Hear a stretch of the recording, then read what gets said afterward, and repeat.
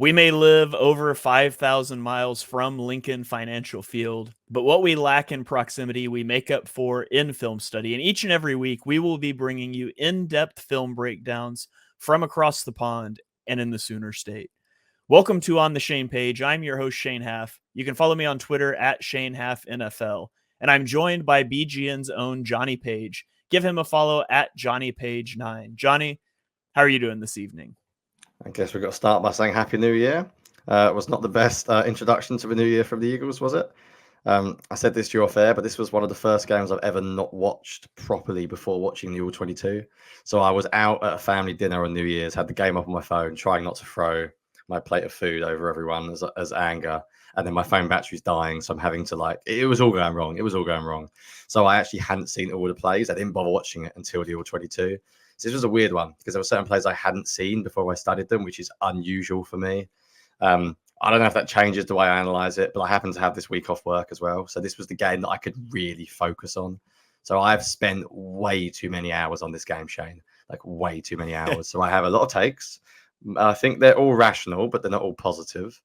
But yeah, it was one of the weirdest games I've ever studied because I've never seen a side of the ball in my time of watching U22, which is probably about 10 years at this point. I don't think I've seen a defense look that bad ever.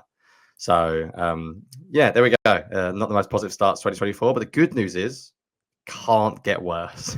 I strongly do not think the defense can actually get worse because I think they may have hit rock bottom. Even though they had a pick six of 99 yards, which is incredible to say that, isn't it? But I can't foresee a worse performance, but I may regret that because I guess there's always room for improvement to get even worse. Well, per Benjamin Solak, who people that listen to our show probably remember listening to back in the day, this was the Eagles' worst defensive performance by success rate in 17 years. So, wow, there you go. So pretty bad. A couple of notes here before we dive in. First of all, Jonny, we got to get you one of those pocket chargers for your phone so this doesn't happen to you again.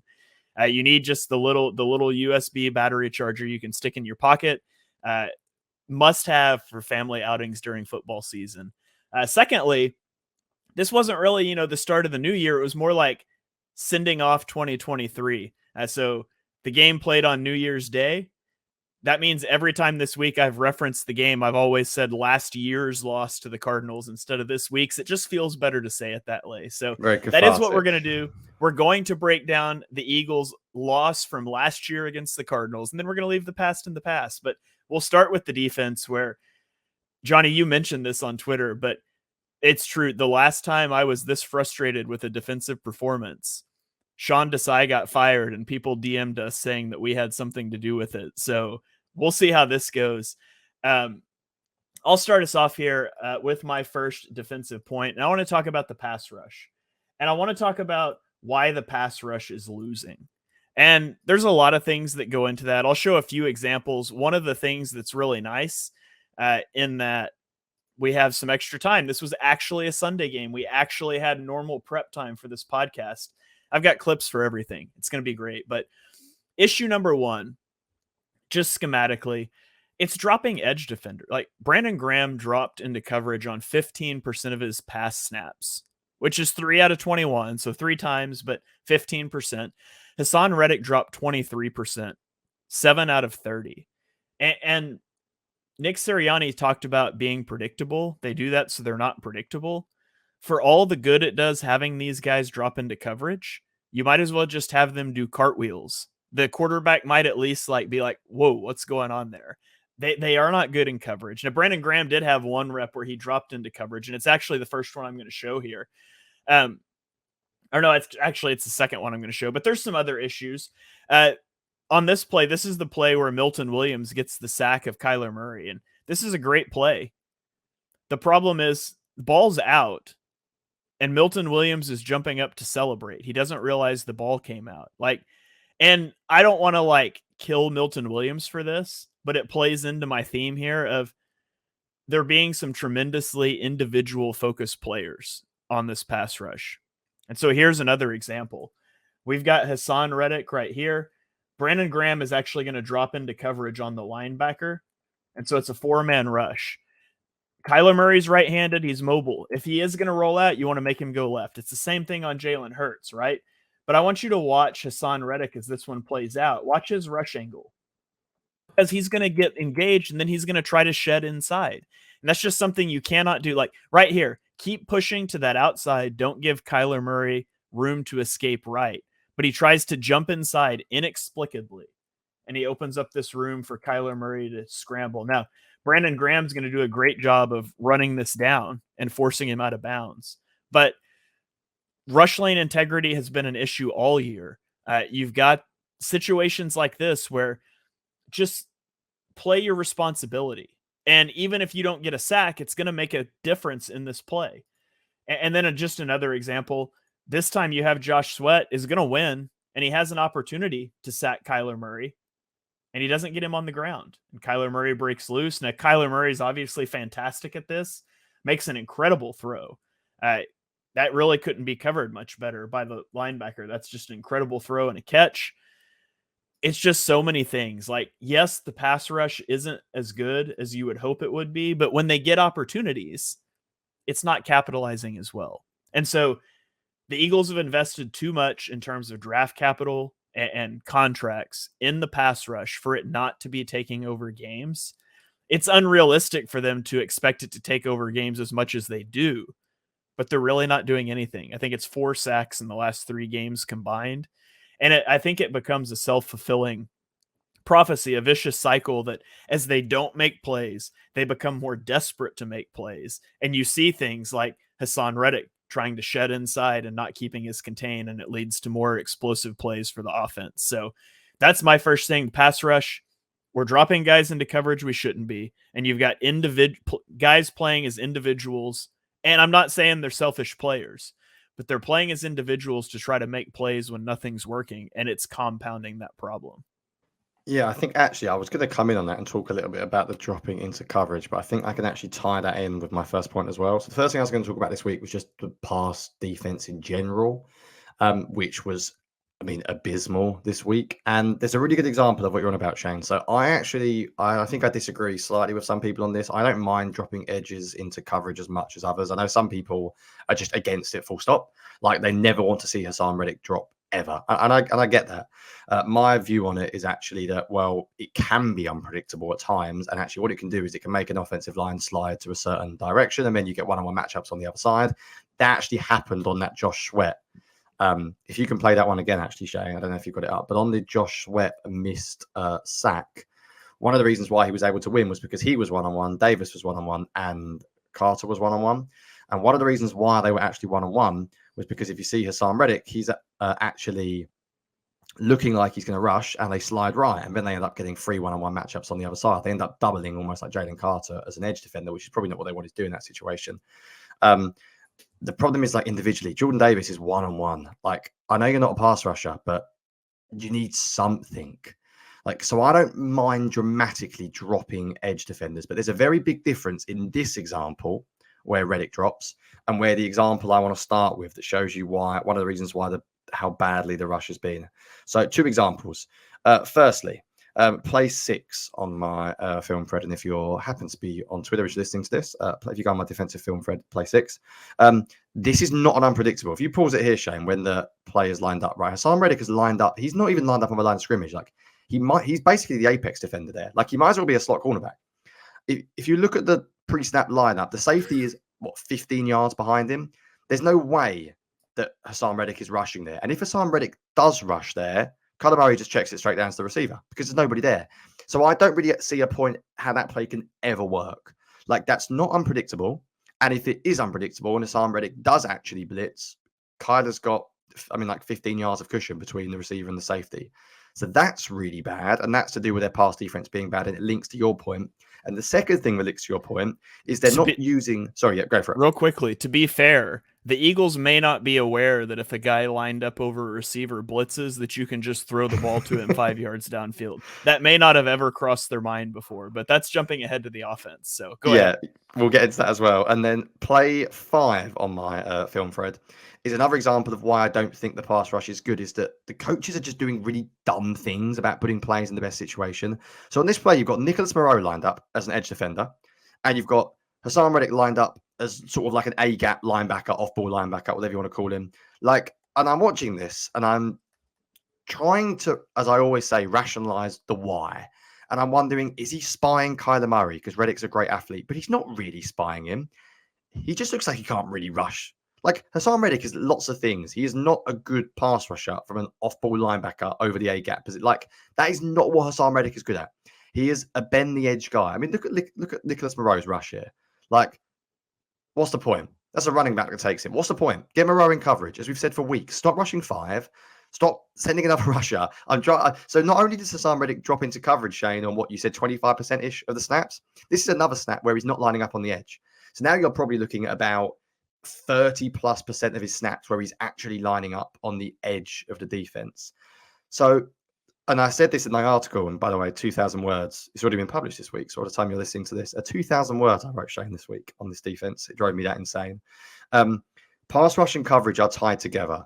The Eagles' pass rushes are not suddenly horrendous, but they're not being used in correct ways. And the other issue is, Shane, which links back to my main point, is that the pass defense is so bad, the rushers are not having any time to get home. So everyone has seen these clips. I almost don't even need to show them, but we'll bring them up on the screen for those watching. If you look at plays 2 and 3 on my film thread, Shane, so I use these 2 as an example, but I could have used others.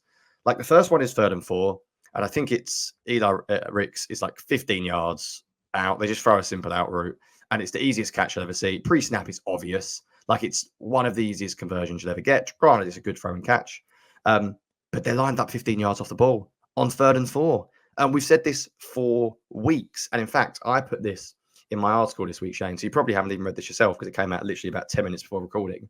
So I said, at what point do we start talking about Nick Sirianni when it comes to the defense? Because the only reason I can assume they are lined up like this, because I say this every week, coaches are not idiots. They've got jobs. There's lots of smart people in that room, believe it or not. Doesn't look like it at the moment, but there are who know the game of football, who have been football coaches in this league before. It must be to do with preventing explosive plays.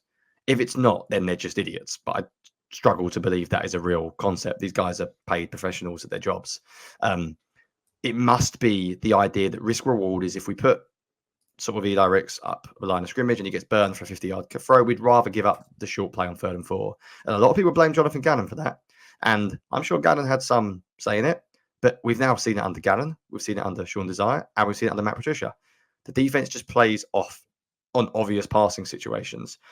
If you look at play 3 as well, Shane, last one, and then we'll go on to our next point. I mean, this is so bad. It's like the Cardinals motion a running back across the formation. 2 Eagles defenders start running with him. I don't want to pick on individual Shane. I didn't do it much in the article, so I'm going to say it now, and I'm not really going to say it again. But Avonte Maddox was truly horrendous in this game. It was his first game back from injury, so I'm not overly worried about it. If he can get back over time, then fine.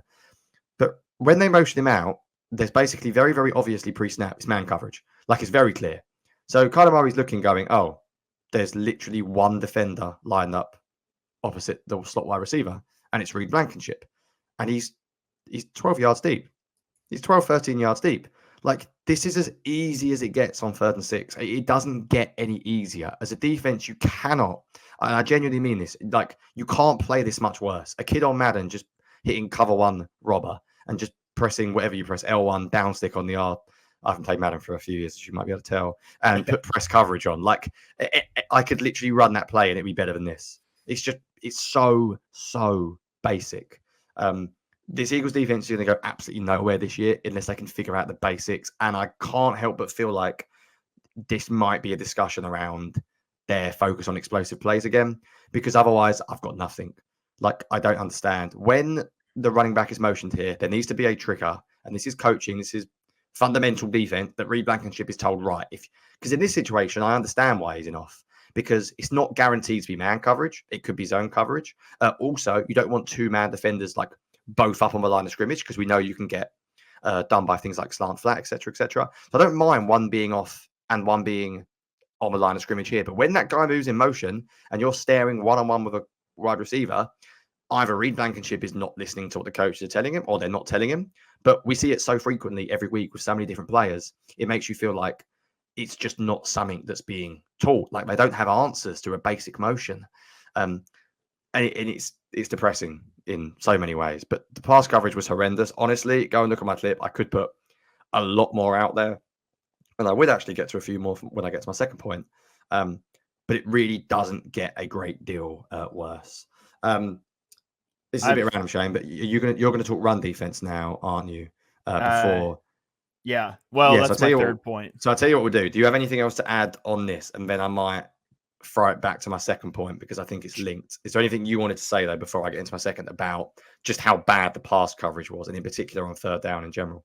Yeah, just that I know, like watching all 22, you lose track of what down it is. And I've said this before, but I know this is a third down because you've got a linebacker on the line of scrimmage that's going to bail out into coverage, and you've got two high safeties, and you're going to rotate to single high, just like the Eagles do every single third down. Like, we want to talk about predictability. This is the most predictable aspect of the Eagles defense. Third down, they're going to put linebackers on the line of scrimmage that will not rush. They're going to show two high and spin it to one high every single time. Like, it's every single time. And so I was just going to point that out since we were on a third down clip here, because that's the biggest tendency. You want to talk about predictability, that's it. Yeah, and it's mind-numbingly boring watching them play the same thing every single time. But that's what they do.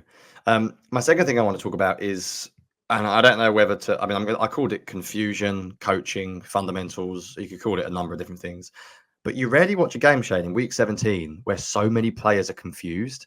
Like, I'm watching so many, and I don't know if the change, the desire to Patricia is bigger than we think behind the scenes, and they're starting to run different concepts. I know they got some injuries, and some of these players are new. Like Shaq Leonard's relatively new, but it's not like dramatic. Like, a lot of those players have been there all year. Like, I know Avonte Maddox has been hurt, but he's been injured. He should still be in the meeting rooms. He should still be not understanding the playbook. He should have an understanding roughly.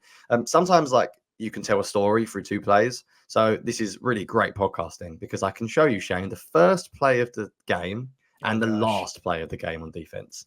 So it's a nice little story, isn't it? If you go to literally clip one of my film thread, like, what on earth is this? So the Cardinals are under center. They got a fullback. They run play action bootleg. It's a very nice play. They tight end blocks and then leak to the flat. It's a play that people have been running in football for years. Like, it's a very nice play. They could get 5-10 yards. It could be a nice play. The Eagles linebackers look like they've never seen play action in their life. Avonte Maddox is so confused between his responsibility as I think he's in the C gap here as a run defender, possibly. He's like so concerned about his fit in the run that he's just completely forgotten that he's also covering the flat. If they in this sort of, I think it's like a fire zone. I think it might be a cover 3 type look. Kyler Murray is throwing the ball, and Avonte Maddox is still playing the run. I know. In fact, no, it's not a fire zone. It's just straight up cover 3. I think they're only rushing 4. Like, what is, sorry, like, this is the first play of the game, and I tweeted this and I knew it would get a few likes straight away because I saw, I think John Stonis, who does a great job for BGN and a number of other things, just pointed out it looks like the linebackers have never played football before. Like, I know people talk about Shaq Leonard being bad athletically, but this is not just athletically. This is like, what are we doing here? Maddox is horrendous, but it just looks like comical. And then we go to the last play of the game. Can we also just point out that this is a mobile quarterback under center executing play action and the impact it has on the defense? Like, Kyler Murray was under center a lot in this game. There's something to be said for sometimes putting your quarterback under center and giving him a straight handoff or a straight play action instead of making him read things out on RPOs and things like that every other snap out of shotgun. And also, while we're on this point, this is not like the Eagles have been dominated by the run all game. This is the first play. So I understand it if you've been battered by the running game and it's the second quarter and it's 8 yards, 6 yards, 7, and you're thinking, right, I'm not letting this play. I get that. It's the first play of the game.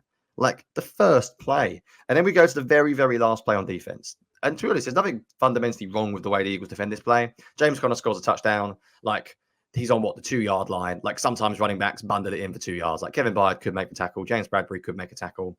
It's not the end of the world. Like, it's not the worst play I've ever seen. Forget the actual play. Just ignore the play, right? Just watch the Eagles defenders pre-snap. Like, no one has any idea what is going on. Sidney Brown doesn't. Patrick Johnson doesn't. There's someone else running around in circles. Like, Reed Blankenship's got no idea. If you then watch the actual play happen, Blankenship and Eli Ricks both run to the right when there's only one guy in motion. I think Sidney Brown also follows the motion. So you get like 3 defenders follow it. It's just a simple motion. Like, it's just a wide receiver running across the formation. Like, one player follow him and everyone else focus on the job at hand. And unfortunately, when there's that many people that are confused and it's that obvious on film, you have to go back to coaching. And when I say coaching, people sometimes think we're just talking about Matt Patricia and Sean Desai. I'm talking about everyone. Like, there's defensive line coaches, linebackers coaches, there's defensive assistants. There's a lot of people involved in the coaching staff, and the players just look ill prepared. So I think whatever you want to say about Desai, whatever you want to say about Patricia, like, it's everyone on defense. It's fundamentally bad at the moment. The coaching must be bad because the players are not playing well.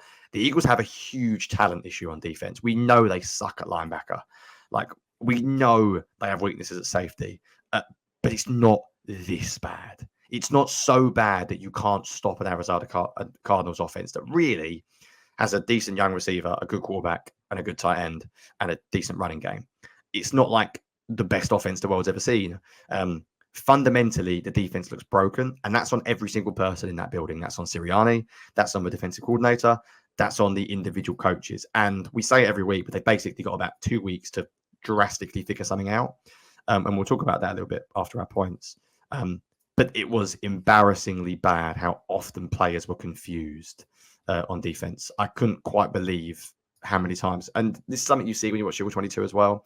You just see players talking to each other, like before the snap. There was a play as well, which I haven't even clipped up, but like Nicholas Moreau is just not ready. Like, he's still having a discussion with somebody about, and then the ball snaps, and then he suddenly looks up and is like, and it happens frequently. Not once every other week, like frequently. We've said this for a while, but this game in particular, the players just look really, really lost. And if you think everything bad we've said, or everything's been bad so far, I don't even think we've got into the worst thing, Shane, because the Eagles' run defense was even worse than their pass defense was in this game.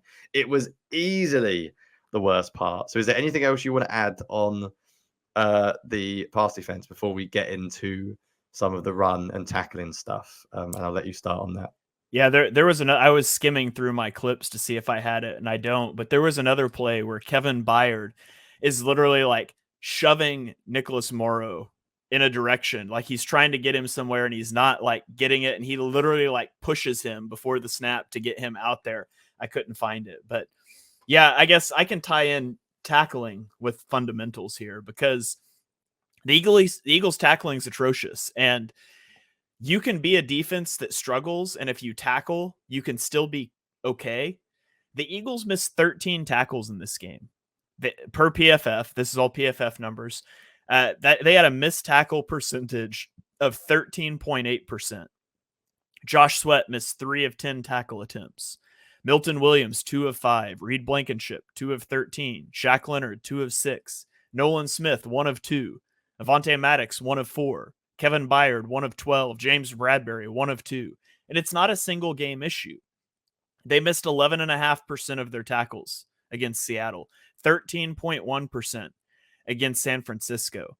Now, they had good tackling games against the Giants and against the Cowboys. It just seems to like go back and forth game to game, but I just got one play to really show this. This is a 5'7", 175-pound receiver named Greg Dortch breaking 3 tackles, getting like 25 yards after the catch.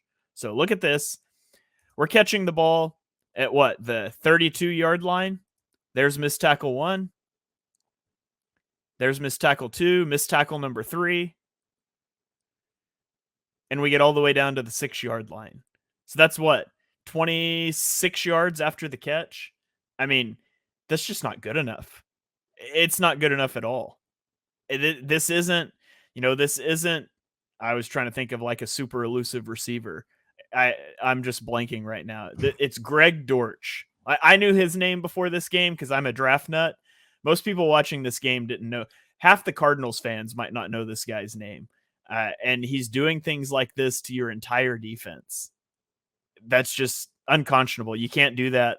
You cannot. I don't care how good your defense is playing, how good your scheme is. If you walk out and tackle like that, you will lose. And so we can have conversations, which we're certainly open to, about players or about coaches. But at a certain point, players just aren't executing either. Yeah, I say this in nearly every single article, Shane, that I'm a scheme geek. Like, I love it. Like, I tweet out plays like, outside zone pin pull. And players are fundamentally the difference. Like scheme is about putting players in a position to win. I don't care who your defensive coordinator is. If you don't do the fundamentals, you aren't going to win. That's why I really liked someone like TJ Edwards. And I know we're not going to have a discussion here about how badly they've handled the linebacker position. We can do that after the season. But he just didn't really seem to make dumb plays. Like, I think he was fundamentally very smart and just very, very good at the basics. And there's a lot to be said for that. There's a lot to be said for guys that stand in the right place, that do what a coach tells them, and tackle really hard. Like, get me a defensive rally to the football. I want to see 5 or 6 guys around the ball carrier every time, like really basic fundamentals. And the run game, and we are going to talk about run defense a little bit more depth as well.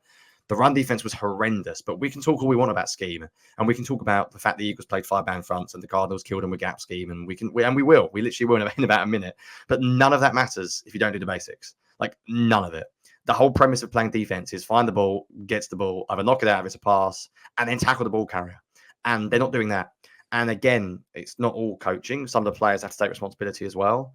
But it is also a little bit of coaching. Like, I don't know what they're doing in the week. I don't know how they're preaching fundamentals. There was an example where Shaq Leonard tried to whack the ball out of a running back's hand on the 3-yard line. Like, no. As a coach, I'd put him out there after that play and say, what the hell are you doing? Like, you're on the 3-yard line. Don't try and cause a fumble when you're the only man there. First man, wrap up. It looks like you got the clip of this year. This is one of the worst plays I've ever seen. Like, honestly, first player, wrap up. Second player, knock the ball out. Like, this is fundamentals. Like, I'm from England and I've played flag football and I know basics of fundamentals of football, Shane. And the first guy doesn't try and punch the ball out when no one's wrapped him up. Like, this is not a first year rookie linebacker.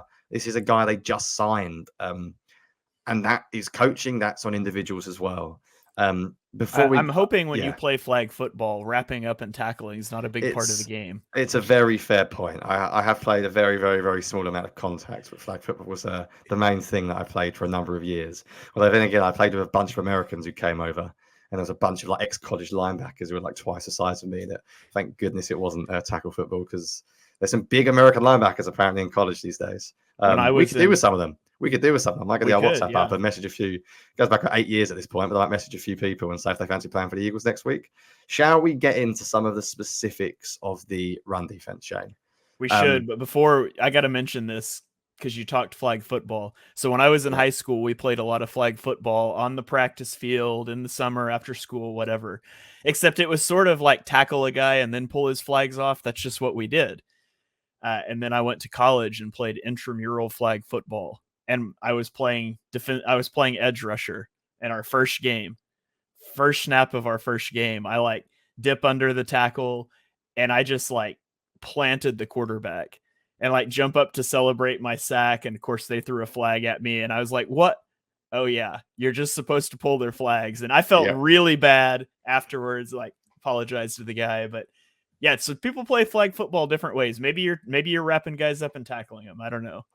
Yeah, I think Shaq Leonard was playing. Maybe Shaq Leonard's an ex-flag football player, Shane. Maybe he was trying to reach for a flag. Rather, I don't know. Honestly, that play was.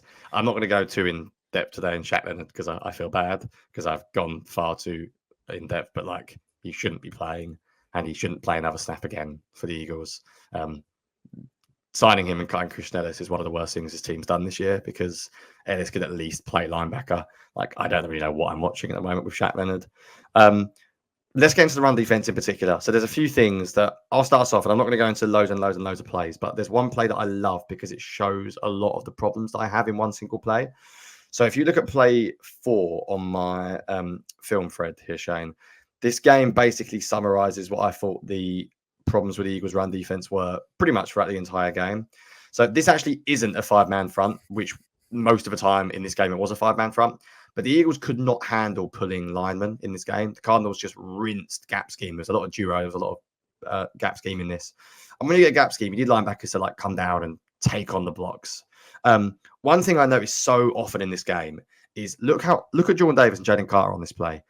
It's a very easy thing to look at when you look at the All-22, because when you get a sideline view, if you see their numbers, it's bad. I remember it's one of the things I wrote down years ago when studying like run fits from, I can't remember, like a clinic I watched online, was if you're ever watching like running plays and you can see the numbers of your defensive tackles very clearly, that's not a good sign. Like Jalen Carter's number was on show. I mean, Jalen Carter was horrendous in run defense in this game. And I don't really know why, and I'm hoping there's not something going on there, but he was really, really bad. I feel a little bit like the Jordan Davis discussion's gone a bit far because of what Baldy said. Jordan Davis was not horrendous. He had some good snaps, but for what he's meant to be, he wasn't very good. Like, I feel like some people have gone too far. Like, he can't play. I'm like, no, he was fine. He was a decent, decent might even be generous. He was okay in run defense in this game. But okay is not what you drafted an early first round pick for a guy who can't rush quarterback at all. Like, that is he better be a stud run defender. So on this play, you get so many things wrong. You get the two defensive linemen getting completely sort of pulled out of the play. You get Josh Sweat charging upfield. You get a missed tackle from a safety. You get Shaq Leonard being blocked by Trey McBride, the Cardinals' best receiving weapon, blocks Shaq Leonard here for about 3 seconds. They also don't handle the edge well enough. The cornerbacks weren't good at defending the edge. They were confused about who had the edge all game, I thought. It was just fundamentally as bad as it gets. Like, the run defense was horrendous. And I go into quite a lot of detail in my article this week. And I'm sure you're going to have a few plays that you want to talk about as well. So I'm not going to go into much detail on that particular one play. But it was everything you can think of. It was a lack of setting the edge, or it was too many players setting the edge. It was defensive tackles being moved easily. It was linebackers being unable to shed blocks. It was linebackers just flat out missing tackles. It was defensive ends getting pushed upfield. It was safeties being slow to come down from a too high look. And when they did come down, missing tackles. Like, pretty much everything they could do in run defense wrong, they did. And I'm sorry if I get this stat wrong, because I saw someone tweet it. And whenever someone tweets a stat, you can never be sure. But I think it must have been in a podcast this week that Greg Cosell may have gone on. He said something about the Cardinals having like something stupid, like plus 10, maybe even like the upper teens amount of 5-yard plus runs. It may even be something stupid like 19 or 18 runs of 5 or more yards. And it felt like they're watching the tape. Like, it was consistently terrible. This was not 1 or 2 bad snaps or like 3 or 4 bad snaps. It was basically a consistent nightmare in run defense. Like, it couldn't be a lot worse. And the Cardinals are a decent running team. They are quite good. And James Conner's a pretty decent running back. But the Eagles defense was so bad. And the lack of talent at linebacker is shocking. But this team invests a lot in the defensive line. And even just through basic coaching, when you've got a defensive line of Josh Sweat, Sam Reddick, Brandon Graham, Jordan Davis, Fletcher Cox, you can't be that bad against the run. Like, we're not throwing out undrafted free agents on the defensive line in this game. It was horrendous. Is there any other specific examples that you wanted to throw it to before we move on from this abomination of a performance? Yeah, I've got 3 plays on defense. The first one, I just want you to watch Jordan Davis and Fletcher Cox next to each other getting double teamed and just see the difference. Actually, that might be Milton Williams. Now I'm second guessing the number, but watch them next to each other here. You get they're both double teamed, right? And look where they're starting out, a yard in front of the solid line. Fletcher Cox fights it. He gets to the inside to the hole, and he's going to make a play. Jordan Davis is still getting pushed backwards. And it's a double team. I get it. When you draft a guy in the first round. Milton Williams, by the way. Yeah, it was Milton Williams. Which makes sense because he's a lot better than Fletcher Cox at the moment in run defense. Yep. When you draft a running or a defensive tackle in the top half of the first round that coming in can't rush the passer, he's just got to be able to do it. Like, he's got to be in Ndamukong Suh, not Linval Joseph. He's got to be in Ndamukong Suh or you wasted a pick. Like, he shouldn't go that high if he can't stand up to double teams consistently. And I know I liked him. He was number 7 on my big board, and I still like him. And he played at this level early in the year. I put clips up earlier in the year of him dominating. And so at this point, he's either A, playing hurt, which it's crossed my mind. B, he's wearing down, which is a major issue because there's 57 defensive tackles that have played more snaps than him this season in the NFL. And it's not like it's a first year. It's not like he's Jalen Carter, his first year in the NFL. This is his second year in the NFL. And, getting hurt as a rookie hurts, but this has got to get better. You can't do this fade down the stretch all season. This time you've got him right here, heads up on the left guard. He's going to get double teamed, and watch where he's starting basically with a foot on the hash mark. Look how far he gets pushed out of that play. Now he's able to kind of close the gap a little bit at the end, but just his initial push, he gets moved off his spot and he gets walled off. We started right here and now we're all the way over here. You don't have to be able to split that double team and make the tackle, but you do have to not give up that gap. And so I thought that was a bad job by Jordan Davis on that one. Fletcher Cox, there's Cox. That's what I was thinking. I knew there was one where Cox came in. And then this last one, this is a whole team effort. And like, there's so many things wrong with this play. First of all, it could not be more clear Trey McBride is going to down block Josh Sweat. Like, look at how he's standing. Look at his body language. So Josh Sweat takes a step inside, which just makes his job easier. We've got Milton Williams for some reason, like going over the top. We've got, let's just roll it. We've got Reed Blankenship and Keely Ringo off screen, both taking outside. We got Shaq Leonard just running into a block. Like, I've never seen so many things wrong in one run defense play in my life. And I just want to point out, I want you to watch the difference in the reaction here between, just watch the left right now. There's 2 plays. Josh Sweat versus Trey McBride, how he handles that when he knows he's going to get down block, jumping inside. And then I want you to watch Nolan Smith, who people tell me is too small to play edge rusher and isn't a good run defender, in the similar situation against Deebo Samuel, how he attacks Deebo Samuel and gets outside to blow this run up. Like, that's just not good enough. It's very clear before the snap what Trey McBride's going to do, and Josh Sweat just makes his job easier. It's a whole team effort to be this bad at run defense. A large portion of it goes on the linebackers, for sure. But the Eagles have said we're going to draft defensive tackles back-to-back years with first-round picks and not care about linebacker at all. And we think we can stop the run doing that, and they can't. They cannot. It's a fundamental thing that has to change about this team. Not that you should be drafting a linebacker in the first round, but you have to invest something into the position moving forward. Yeah, we'll get to this in draft season, Shane, but I'm not opposed to anything. I'm really not opposed to first-round linebackers anymore. Like, I'm so sick of watching this team at the moment. There's a few things I wanted to add on very, very quickly before we're going to mention maybe some of the things they can do to improve on defense. I knew this week we're going to spend a lot more time talking about the defense and the offense because it had to be the case. I completely agree with you. That last play that you showed is one of the worst snaps of run defense I've ever seen because everything's wrong. Like, you've got a linebacker who's just can't make a play in the hole. Like, he just can't physically do it. Like, stop playing him. I'm sorry. I said I wasn't to mention Shaq Leonard again, but I can't. Just stop playing him, Shane. I can't. I honestly, some of the plays this week, I did laugh out loud to myself, which is very sad because it's like, if you don't laugh, you'll cry because it was that bad.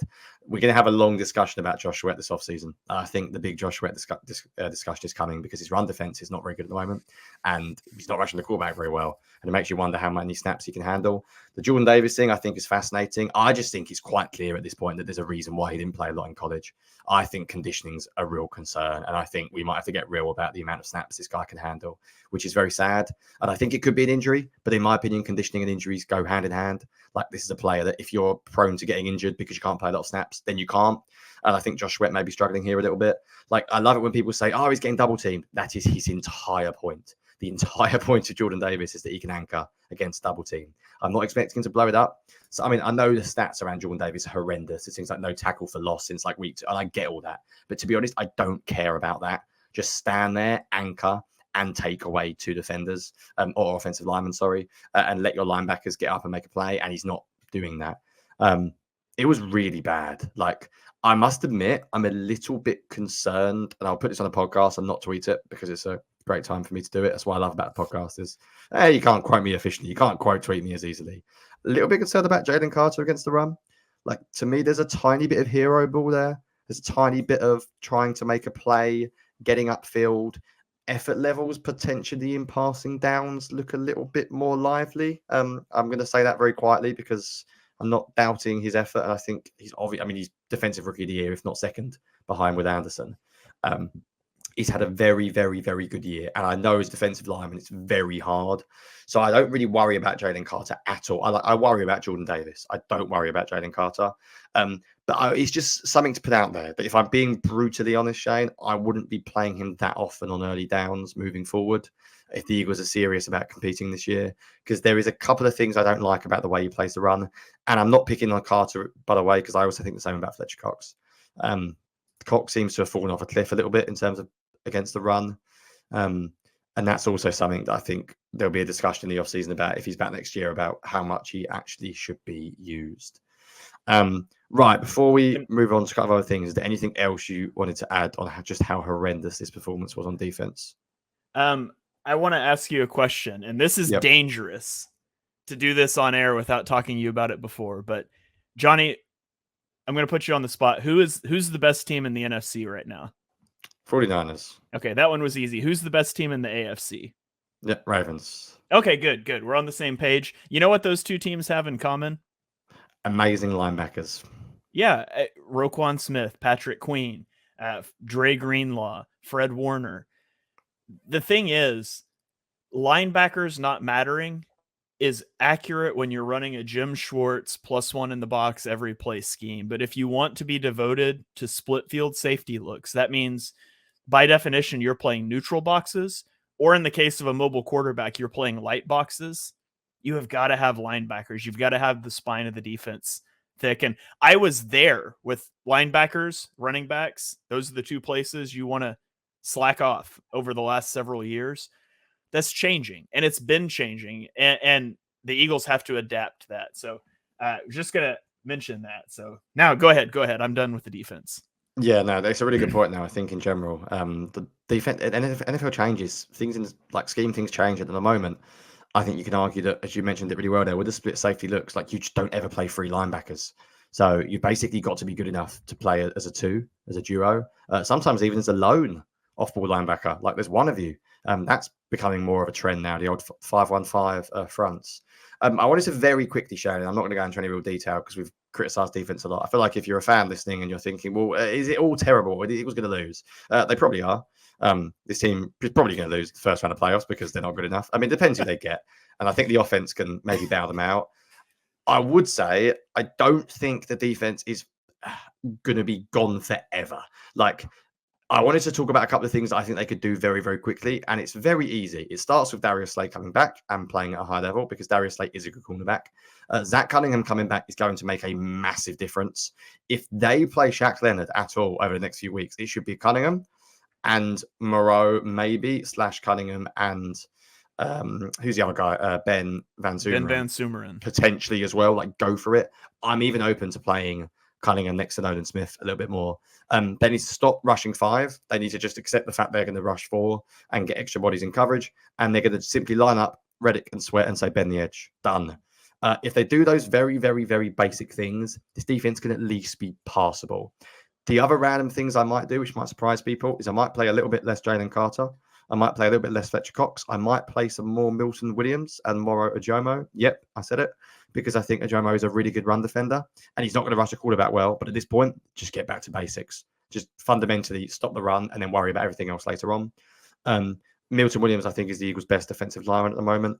And then maybe Jordan Davis. I think they've got to figure out what they're going to do with him. So they've got to stop playing these 5-man fronts because basically it's not working. And the linebackers are not helping. So they maybe need to play more 4-2 or put Sidney Brown as a slot cornerback, not Avonte Maddox, and play 4-2 front with Sidney Brown in the box as your nickel defender, which could definitely be an option. I don't really know what to do with Jordan Davis. I think I'd probably play him as like a one technique in a 4-man front, potentially next to Milton Williams or Ajomo, and then hopefully he'll be able to be a little bit better against the run. Because I think sometimes when he's in one of those 5-man fronts, I don't know. I find that he has to command double team for a long time because the linebackers are so slow getting to the line of scrimmage. Maybe it will help him in a 4-man front. So there are things some of this Eagles defense can do. I think a lot of it relies on heavily hoping that Darius Slay and Zach Cunningham can be a big improvement over what's currently there.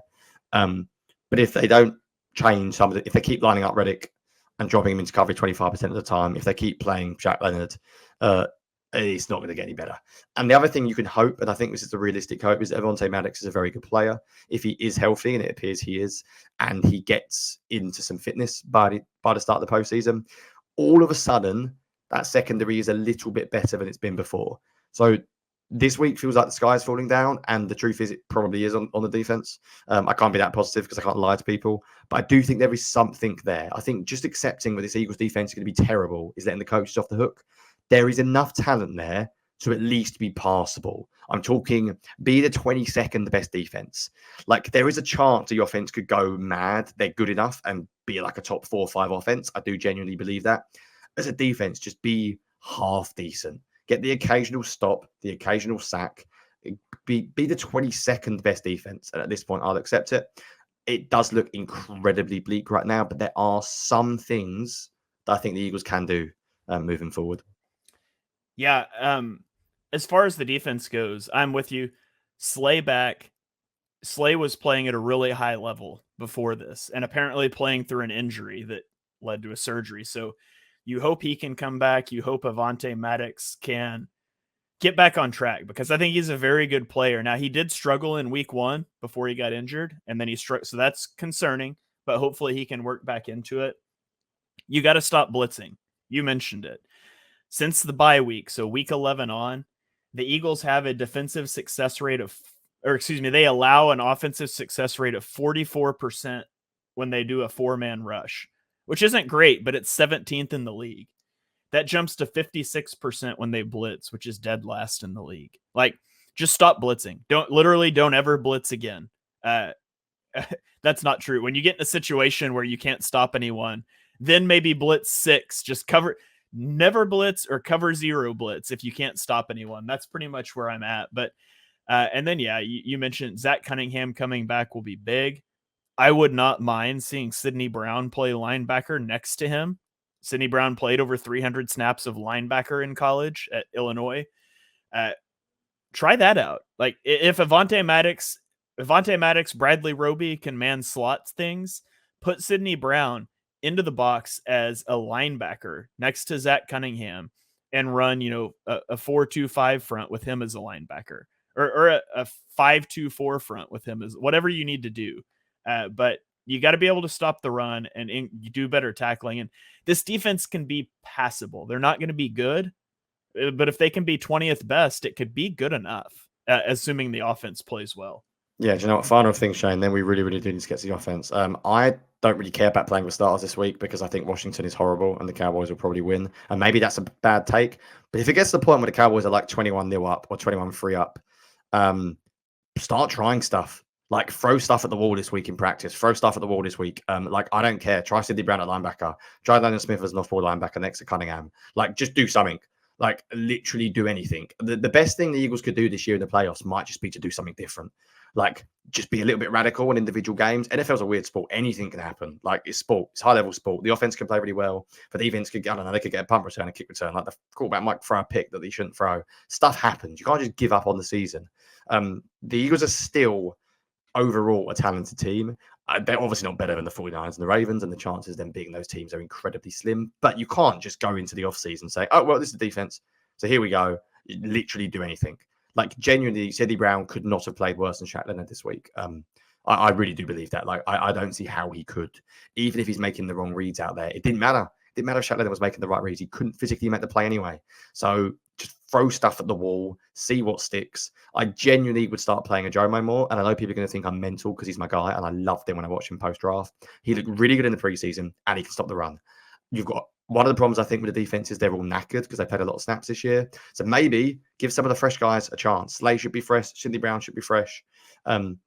Give someone like a Jomo some more snaps. See what happens. But you can't just go in to the postseason saying, oh, well, this is what the defense is. We're going to keep doing the same thing over and over again because it'll be ridiculous if we're breaking down a game in 2 weeks and it looks the same as this.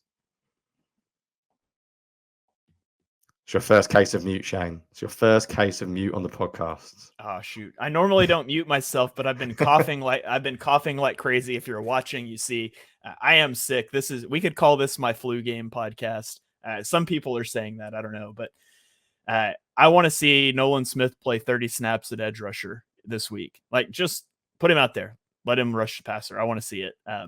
But yeah, just try some things. So let's throw it to a break now, 49 minutes into this podcast, and we'll come back and we'll talk a little more briefly about the offense. Back after this.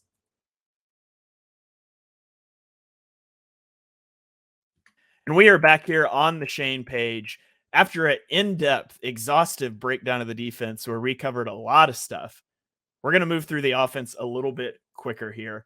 And Johnny, you and I have the first point. We both want same first point. We both wanted to talk about the Eagles' 1st and 20 sequence at the end of the game. So I'm going to throw this up on the screen and let's just go back and forth on these plays. Yeah, you start us off because I think I might have a different take to a lot of people here. So you tell me what you see and then we'll go for it. Okay, so after the penalty, you get 1st and 20. In my opinion, settling for a field goal, running the clock, that can't be on your mind here. You've given up 3 consecutive 70-plus yard touchdown drives. So you need to go score. On 1st down, the Eagles come out and they're going to call a QB run. I don't mind the call.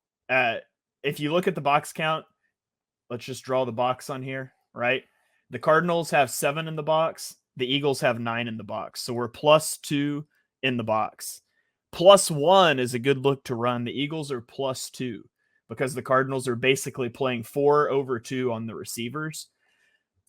Ultimately, I think you would like to see Lane Johnson really blow up this defensive end when he kicks out here. And it's not like he gets displaced. He moves him outside the numbers. It just doesn't blow him up. If you look from the back view, again, like this is where we're making contact and he's going to get him out to the numbers. Maybe you would argue since you've got a lineman pulling through here that Gainwell should like hit this guy too. I don't know how you coach that. Like if Gainwell hits this guy, this might be a touchdown. Like that's how good this angle is here.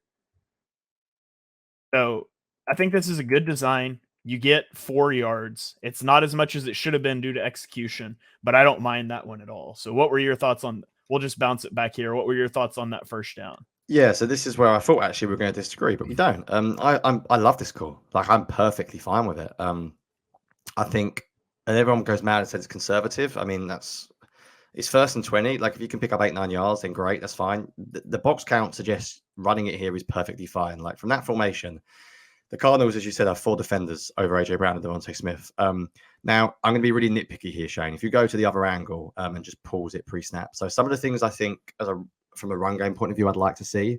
So they're asking Landon Dickerson, 69, to block the linebacker directly ahead of him. I think that's a tough block. Like Landon Dickerson's not the most mobile guard. He's obviously very big. He's quite a bruising guard. I'm not sure I want him making that block. So 2 things I think you could do here. Firstly, you could ask Kels to not pull, and Kels could get to the 2nd level. Then you could ask Landon Dickerson to pull, or you've actually got the numbers, just double team the edge defender and have Dickerson and Millar to sort of both sort of basically create a huge crease there. Gainwell is slow. I think he's too slow at getting out here. The Titans do a brilliant job. There's such good run blockers in this game. Gainwell was slow getting out. You're 100% spot on. I think Gainwell Hurts almost ends up pushing him forward if you see it again. Because it's that little hesitation. He's not going anywhere. I think he's waiting for Lane Johnson to create his block and he needs to just be a little bit more courageous and go. Now, if Jason Kelce had got to the guy at the 2nd level, what you could then ask Gainwell to do is basically do what Kelce's doing there and try and help out at the point of attack. The biggest issue is, unfortunately, we all love him. He's the Eagles' best lineman over the past 10 years, but Lane Johnson just has a really bad block. And even with the problems of Dickerson getting there, if Lane Johnson sustains his block, they probably win. Another thing, if I'm being really nitpicky, I actually love this play call, and I'm going to talk about this play call for my second point when I talk run game. They could run QB counter bash. So what you could do is send Gainwell in the other direction. Now, you lose the lead blocker element, but what you would get is you would get the edge defender basically not having to be blocked. So he becomes irrelevant because you just read him. Then all of a sudden, you're like 9 on 6 in the box. And the other thing you can do is hopefully you get the linebacker pulls a second because he may just see Gainwell running the other direction. And you might be able to get an easier block for Dickerson or Kels onto the 2nd level. Overall, though, everyone went mad about, I see things like, it's a QB run, it's conservative. I mean, like, I think the Eagles were conservative at the end, but this play call there is absolutely nothing wrong with this play call. Like, look at the box count. They have got a 9 versus 7, essentially, box. I would run this play 10 times out of 10, genuinely. And I'm not defending the coaching staff and saying, like, everything they do is great. But this play is perfectly fine. It is not an issue at all. There are a lot of plays that I do have an issue with in this game, especially on defense. This is not one of them. However, the second play, get to 2nd and 16. I'm less keen on.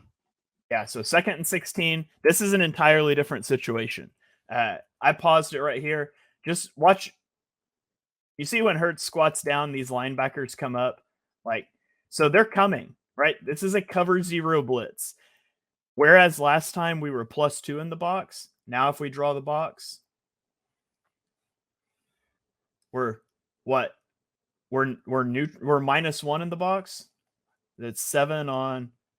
Oh I no, think it's 7. they've still It's got 7 numbers, on 8. but the 7 on Eagles, 8, yeah, unless you include this guy in the exactly. box. And on So, 2nd and 16, I think you have to count him because like a 4-yard run doesn't really do a lot. So yeah, I think in that situation, you almost have to count that safety coming down because you're not trying. It's not a normal situation. It's not 2nd and 6. It's 2nd right. and So 16. we're essentially neutral box here. Running on 1st and 20 in a +2 box count, fine.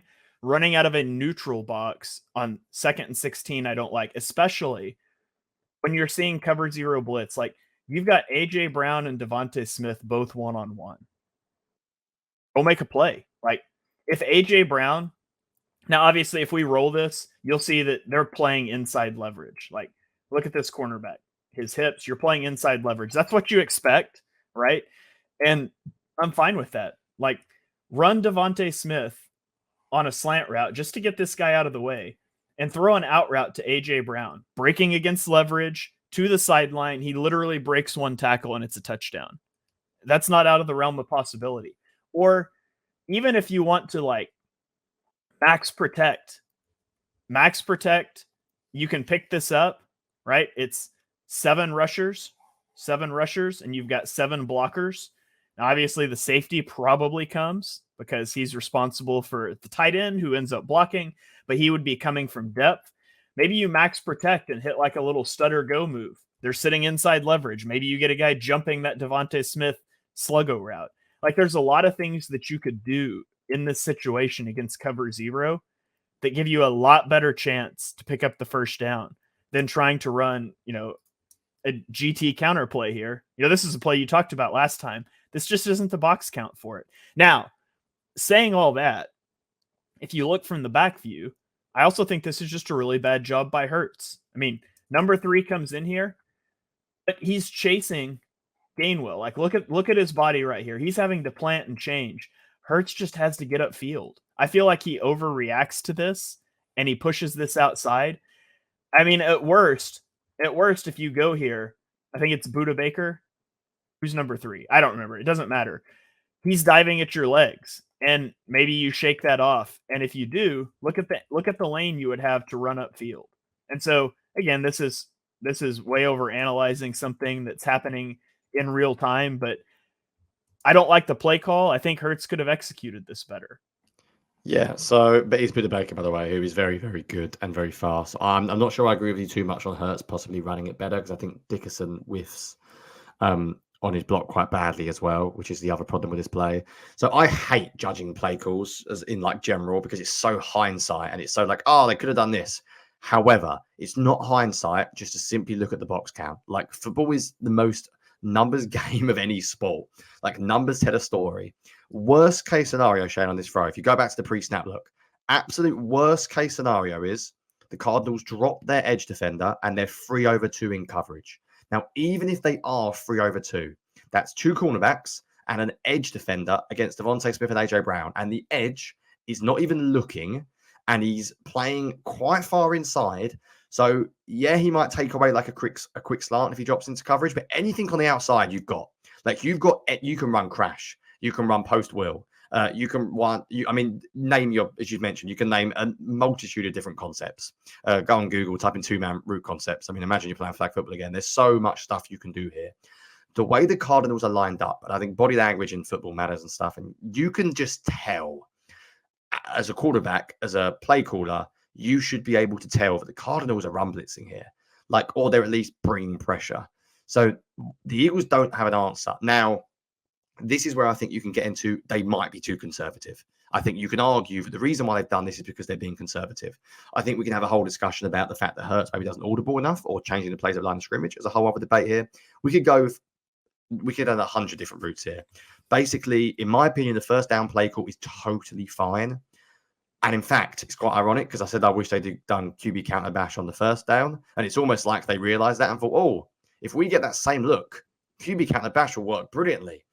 But they're running the quarterback again. And when people say, oh, running the quarterback twice, that play could have gone to the running back if the edge plays it differently. So in a nice way possible, like, shut up. I've seen some people moan about like QB runs. Like, it's a big part of the offense. Like, I'm not going to moan about QB runs. If you're going to moan about QB runs, then the Eagles have made a horrible decision extending their quarterback, because it's going to be a part of this offense moving forward. And I have absolutely no problem with it.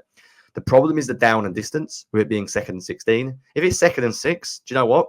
If they want to run it, still not the end of the world. I would probably throw it in that situation. The problem is 2nd and 16. Even if you get a decent run, you're still 3rd and long, 3rd and medium. So I have absolutely no problem with the first down play call. I don't think it's conservative. I think it's a logical play. And I think it's a shame it only goes for 4 yards if they executed it better. I do have a problem with the second down play call. And do you happen to have the 3rd down play call as well up? Do yes. So yeah. Third down. You take this one first. Tell me what you see. No, you take this one, because I actually didn't break this one down in my article, so I haven't watched this play as much. So you take it, and I'll come in on it. Okay. I mean, basically, just this is a pretty clear cover 0 look again. I mean, and the Eagles go empty, and you go empty. And of course, they end up actually bailing out here. And I don't know if it's because they see these guys running out to block or whatever, but if I'm looking at it pre-snap, I'm thinking cover 0 again. And that's what the Eagles should be thinking. And the Eagles are in empty. So if it is cover 0, you're hot. You got a free runner. That's problematic for a team that doesn't utilize hots, and their only answer is to throw a screen pass. And that just can't be the answer on 3rd and 20. I mean, you picked up a 3rd and 20 last week. Hurts dropping back, climbing a pocket, making a play. Like, I would just much rather see you put Kenny Gainwell in the backfield, maybe even attach Dallas Goedert to the line of scrimmage and max protect and give a chance for something to develop downfield. And there's just nothing here. You throw a screen pass. You throw a screen pass with your 170-pound receiver as a lead blocker, and he gets hurt on the play. I don't know. Just why are we throwing a screen pass to our second best running back behind a 170-pound receiver? Why is that the 3rd and 20 play? Yeah, right. I'll tell you what, Shane. I'll disagree with you a little bit, which is always fun. This is a proper like nerdy scheme episode. If you like this stuff, please let us know, because I feel like I'm going to get into the weeds a little bit here. So I have absolutely zero problem with a screen on 3rd and 20. Now, I know a lot of people say, but last week they converted it. And I'm like, yeah, but they're in field goal range. If Hurts takes a sack, he's out of field goal range. The percentage chance of converting 3rd and 20 is a disaster. It's very low. Like, I know they might do it, but let's be clear, it's very low. Now, let's just say hypothetically in this situation that screen pass is okay. Okay, let's just say, right, we're going to run a screen pass. Now let's look at how they can run it. So they've got 3 receivers. Let's ignore, actually, Shane. Just ignore the 2 sides for a start. Let's just assume they're going to run it to the 3 receiver side, okay? Just to make it nice and easy for people watching. There's a few things you can do. Firstly, you don't have to have a backup linebacker, running back out there. You could put a tight end out there as an extra blocker. So I would like to throw a bubble screen to the slot. And this is a very specific scheme point, but I'll tell you what you can do if you want a bubble screen to the slot. It doesn't have to be Julio Jones, by the way. It can be Devontae Smith. Don't worry. Yeah, but you're running them. Yeah, you're running away from the defenders on the inside, not running towards them. So when the Eagles run these screens, other teams like run them with like the guys in motion. The guy's already got a head start. It's quick. The Eagles are so slow. Like, they throw it to Gainwell and he like has to jump, catch it. The other thing they do is they don't block anything inside. So they're trying to almost go for the big play. They're trying to block the only 2 defenders left. But that means Gainwell has to outrun everyone in the middle of the field. And look, by the time he's caught it, like, the Cardinals know this is coming. There's literally nobody blocking the linebacker. Like, don't bother blocking the safety. Let's say they do run it this way. Get Julio Jones to block the linebacker. Don't block the safety. Let your running back have a go at beating the safety one-on-one. If he does, brilliant. Maybe use DeAndre Swift, not Kenny Gainwell, but I get it. He's their 3rd down back. But the thing that really frustrates me is, so I've already gone on things that they could do differently. And this is what I hope the coaches are discussing. And they're not just saying, oh, screen. Like, you have to get technical about this stuff. Like, it's in the, what's the phrase, where the success is in the detail. Well, it's all in the detail is a phrase I'm trying to say, which sounds terrible on a podcast when I haven't got it. But it's in the minor details. Like, it's in the small things that you do. And there's so many little things here that I don't like. And my final point is, stop throwing screens to Devontae Smith's side.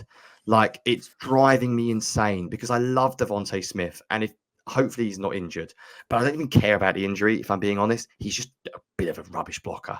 Like, it's okay. Not everyone's great at blocking. He tries his best, but he's about not much bigger than me, and I'm not blocking NFL defensive backs. Like, he's too small to block. Just change him and AJ Brown. I know AJ Brown maybe doesn't want to block, but suck it up. It's 3rd and 20. Like, put a tight end out there. Put Julio Jones to tight end and DeAndre Swift, and then put AJ Brown and Devontae Smith on the other side of the field. You also might get the defense end up putting their men over to that side of the field because they're scared of AJ Brown and Devontae Smith. Like, I don't hate the 3rd down play call, but I hate the execution and I hate the way it's schemed up. The things that really bug me is they block. There's nobody from the interior. Kenny Gainwell is running. He's taking a step inside. If you look at where he actually catches it, Shane, when you throw it, like, there's no running head start. Like, he has to jump. Look at the line. I mean, look at that. There's 3 defenders already there, but they're not even trying to block. Like, forget play call. Execution matters, and coaching and design of plays matter. The minor details are not good enough. And I actually think this offense is okay at the moment, and I'm not that anti-Brian Johnson. I'm not particularly angry at it, but the minor stuff matters in big situations. So I felt like there was things they could do better in that situation. Yeah, I mean, that pretty well sums it up for me. It's just that play sequencing. It's so bad after first down. And to be clear, I thought first down was fine. So, okay, let's get on to our other points. I want to talk about my second point is dealing with the blitz. And, you know, one of my plays for this is that 2nd and 16. And so I'm not going to re-diagram that one there. Just have it in your mind when I show this one. This is 3rd and 5. On the first drive after half for the Eagles, the Cardinals just marched down the field and scored a touchdown. You now have an 8-point lead. You have not picked up a first down. This is 3rd and 5. This can't be your play call. Like, this is pretty clearly a cover 0 blitz situation. We know that because of the position of this safety over the top of this cornerback. It's what's called capping a cornerback, right? He's replacing this corner so he can blitz. Now we look at the other side and we say, okay, this is either cover 0 because this guy could also take on Dallas Goedert to let him blitz. He's shaded over there, or it's cover 1. But if it's cover 1, we've clearly got the safety. You know, they could be in man coverage here. We've clearly got this safety. He's going to rotate, but he's on AJ Brown's side. So I have no problem with dialing up a shot play to Devontae Smith here. That's fine. Except for it being this situation. Like, in this situation, you can't go 3 and out and give the ball back to the Cardinals with a chance for them to go tie the game. You can dial up a higher percentage play. Like, you know this guy's blitzing. He's coming. It's clear. Like, if we start to roll it, you see him start to walk in. Like, you could fake snap this and see that. Just run a slant route. You've got Julio Jones against a safety playing 12 yards off. Just run a slant route and throw him the football, and it's wide open, right? And you can still have Devontae Smith running deep. Let's say this guy bails off, right? He bails off the line and we sink under that. Then take your shot. But you at least tried to have an answer to the blitz, right? But there's no answer to the blitz other than to go deep. And, you know, once we get into the actual play, I've seen the throw criticized. Hurts has a free runner. He's throwing the ball when Devontae Smith is at the 38-yard line in this position. So he throws it to the sideline. He can't throw it upfield. Devontae's not past the corner yet. And watch how far it is before Devontae Smith catches this. Like, this is like 27 yards that Devontae Smith covers while the ball is in the air. That's a pretty dang good throw in this situation. Now, I'm also not killing Devontae Smith because this is a tremendously difficult catch. Could he maybe track it a little better and get into a better position? Maybe. Would he normally catch it? Yes, but it's a tough catch. It just didn't need to be this tough. Like, it doesn't have to be this tough on 3rd and 5. Look how open Julio Jones is on a post route. And now just imagine he's making that cut 5 yards earlier. And Jalen Hurts isn't trying to throw a ball 30 yards downfield, guessing where his guy is going to be. And instead, he's throwing it to an open receiver. And you get it. You can get into it. I won't re-diagram that 2nd and 16 play, but it's the same issue. The Eagles don't have answers to the blitz other than taking shots. Yeah, to be honest, I won't get into it just purely because of timing, because we will go over longest we've ever gone today, and so I'm going to be very quick on my other points. But I'll be honest, I sort of said this sort of half jokingly. I almost don't hate the shot because we're so bad against the blitz. If we're going to be bad, I'd rather just throw it vertically to Devontae Smith or AJ Brown than get Hurts whacked from behind. I almost didn't hate it. I think it's actually a great throw and it's nearly a great catch. But yeah, it's obviously in a vacuum. It's not a great answer. This is a really random plug, Shane, but I know a lot of our viewers probably watched the QB School as well, JT O'Sullivan. If you go to JT O'Sullivan's YouTube channel and go and watch his analysis of Lamar Jackson game against the 49ers, it is incredible how much better other teams' answers to pressure is in the Eagles. Like, for anybody there who wants to learn a bit more about the scheme and what the Eagles could do, just go and watch that video, because we don't get the time to watch a lot of other teams except for the Eagles. I mean, I definitely don't. So if you have a look at that, it gives a lot of things that we talk about in terms of having easy answers to pressure. Right, I'm going to get into my final 2 points because we're going to be quick, because I love scheme, but an hour and 10 minutes on the Cardinals game is rough. So I'm going to talk very quickly firstly about Eagles run game, because I'm always going to talk about it. I actually don't need to go into great detail in this play because I've already spoke about it briefly, because it was the play that the Eagles ran on 1st and 10. So 2 things that I think the Eagles did really well in this game that surprised me. Firstly, the Eagles actually had 2 outside zone toss plays, which I never see the Eagles do. So if you go to my film, Fred Shane, and go to play 7, I could have shown the first play, which was a toss from under center, but I'm going to show you this play, which is outside zone toss from shotgun. Just really quickly, the reason why I love this play is because normally when you run from shotgun, it's quite predictable what basically direction you're running in for obvious reasons. So on this play, you basically run the opposite way, which can catch a defense out. I just really like toss plays. Like, I really like outside zone toss as a play. I think it's a really good play call to have for this Eagles offensive line. I think this Eagles offensive line run outside zone really well. And I think DeAndre Swift is good in space. The way the Eagles ran from 12 personnel in this game gives me real encouragement. And I said the same thing last week. I think the Eagles run game is humming. And I said last week, I think the Eagles run game might be fixed. And I think they should go into the playoffs pretty confident. And then they also ran another play that I've never seen them run this year. So it's cool that the fact they're introducing new run concepts this late into the season. If you go to play 8 of my film, Fred, as well, this is the same play as play 1. So I'm not going to go into too much detail about it. It's a pinball concept from 12 personnel. But rather than it being like outside zone pinball with Kenny Gainwell as the lead, as the rusher, Kenny Gainwell acts as like a fullback.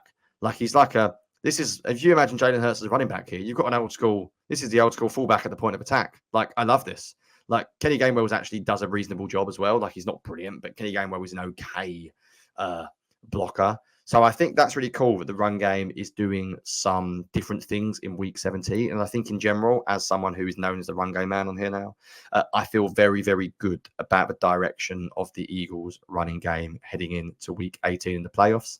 And I think if they commit to it, and they can basically run a number of different things. Can you remember at the start of the year when we were going, it's just shotgun, split zone? Now they've got outside zone. They do have a little bit of under center. They've got outside zone pin pull.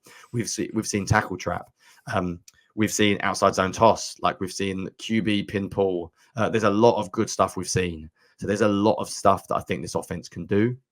So I think we should all actually be quite excited about the direction of the run game.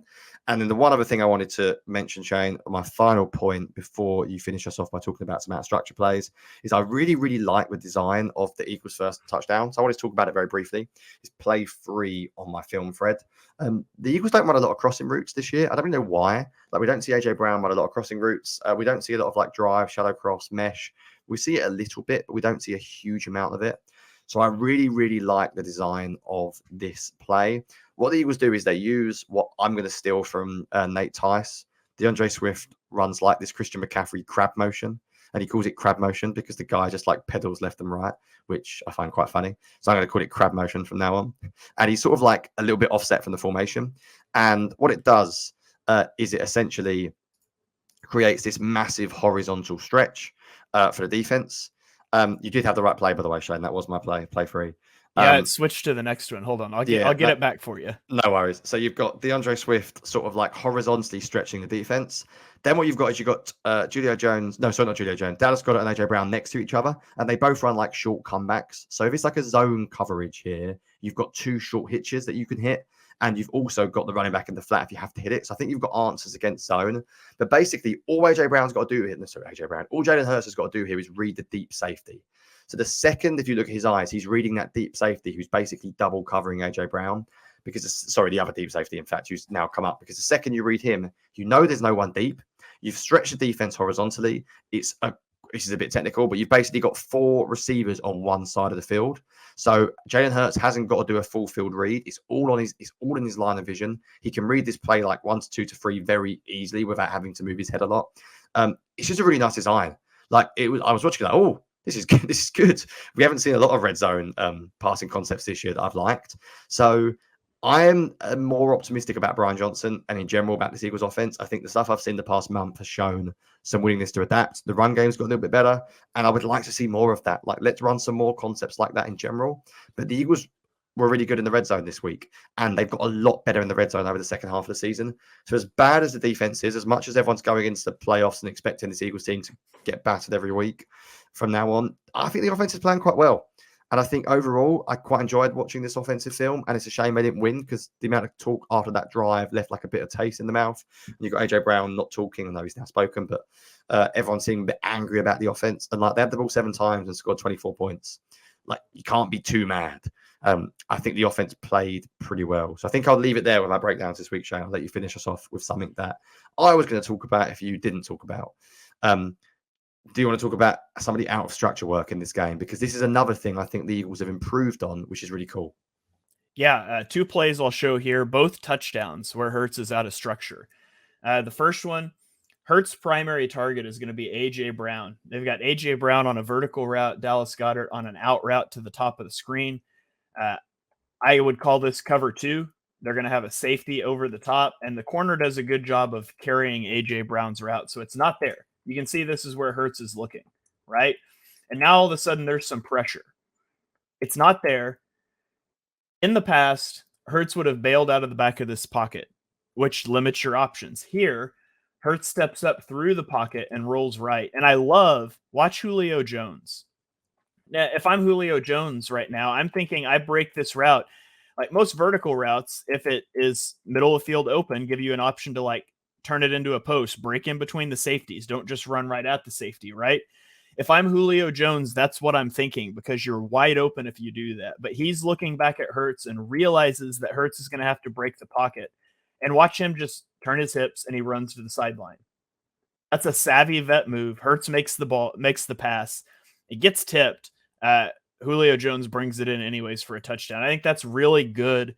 That's really good scramble drill, and we don't see good scramble drill a lot from the Eagles receivers. We've talked about that before. The other one is the Dallas Goedert touchdown. And I don't like this play, but the result turns out good because it looks like at the snap, the number 1 read here is to A.J. Brown, who I think is probably on a choice route where he could break in or out, right? The problem is he's bracketed. They've got 2 guys playing inside out on A.J. Brown. I feel like that's pretty easy to see before the snap, and you should probably get into something else here. But for whatever reason, this is still what we run, and it's not open. Like, there's nothing that's going to be open here. Now, Hurts doesn't need to bail from this pocket, but he clearly, like, there's nothing else going on. I mean, if he stands in there, he could go to DeAndre Swift on a cornerback, but you don't expect that to get open. So he's just going to bail out and he buys some time, and you get Dallas Goedert working to the sideline. You probably get what should be pass interference on Devontae Smith, but it's a touchdown.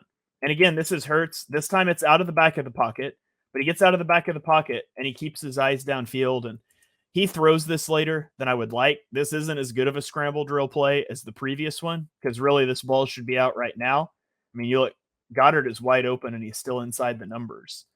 And he takes like 4 more steps and then throws it, and Goddard has to tap his toes. But at the end of the day, it's a touchdown. So 2 times in this game, Hurts got out of structure to create touchdowns. And I like seeing that. Like, that's when Hurts is at his best, when you can use him a little in the running game. You can use him to extend plays and create out of structure. I thought that was really good from Hurts. Yep, and I think my final point for this on that, Shane, is that that's coaching as well. Like, I use this phrase, which is a terrible phrase in my article when it comes up, but structured out of structure. Like, you can coach out of structure, which sounds fundamentally like it shouldn't be possible, but that is coaching. Like, you coach players. Now, Julio Jones is a bit of a vet move there, but I think that Dallas Goedert one is definitely planned. That's almost like they're telling him, if X doesn't work, then do this. And I think that's brilliant. Like, I remember seeing a quote, and I can never remember the quote, and I wish I did because I would post it if I did. But there's a quote from a Bears receiver. I'm talking like 12 years ago, like a totally random thing I saw on Twitter. And he said that one of the biggest things when he changed offenses, I can't even remember who he went to, but he went to another team, and he said, I can't believe how long we spend on scramble drills. And I think we just assume that every NFL coaching staff spends the same amount of time on these things. They don't. And I think the Eagles have not been very good at out of structure plays this year. So I now feel like they seem to be working on it, which is a positive. So I think we have seen this offense change. It's not perfect. I know everyone's got criticisms, and I understand why, but the running game has definitely got better as the season's gone on. I also think that we've seen improvements from some of the passing concepts, like the out of structure plays. The blitz, I just think that fundamentally is not going to change this year, is it?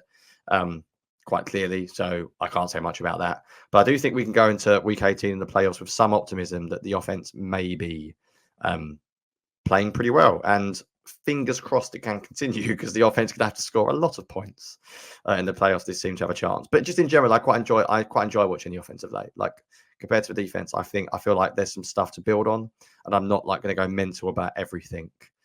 Because it's easy to nitpick every single thing. But I posted some stats about the Eagles offense, actually. They're like a top 7-8 offense. Jalen Hurts is a top 6-7 quarterback this year. Like, it's not an absolute disaster, is what I'm trying to say. Oh, Shane, you've done it twice. Get the record books out. He's muted himself twice in one podcast. This is what happens when you run an hour 20. If you're still listening now, which hopefully you are, but oh my goodness, we've gone double mute in one podcast. Get the record books out. Surely that doesn't happen very often. Shane, how many podcasts have you done in your life? A lot. Thousands. I'm a newbie at this. Even I haven't done the double mute, and I've only done about 20 in my life. Yeah, you're doing better than me now. I'm gonna blame it on the flu. We'll be good. We'll be back next week. That is going to about do it for this episode, though. I think this is our longest episode to date. So sometimes, I mean, that tends to come out after losses. There's just more to talk about. I knew we were going to talk a lot about the offense in this one, but thank you guys for tuning in. Again, if you're listening on audio platforms, first of all, 5-star rating and review is really helpful for the podcast. But we will be posting I'll be posting film threads out. Johnny will retweet it once the podcast goes live on Thursday. If you want to watch it on YouTube, where you can see what we're talking about, because we're drawing on the screen and talking about things, you can certainly head over there and do that as well. It's the same clips that I'll be tweeting out, just without the drawings and things. So really appreciate you guys for tuning into the show. We are rapidly approaching the off season. And so Johnny and I were visiting briefly before we hit record about what we're going to do this off season. If you guys have things you would like to see from us this off season, hit me up in the DMs. You could hit Johnny up as well. Let us know. We want to keep this podcast going throughout the off season. We want to do things that would be beneficial for you guys. So let us know if you've got ideas. We're certainly open to crowdsourcing that. So that's going to do it for this episode. We will catch you guys next week, breaking down the Eagles' regular season finale against the Giants and getting you guys ready for the playoffs.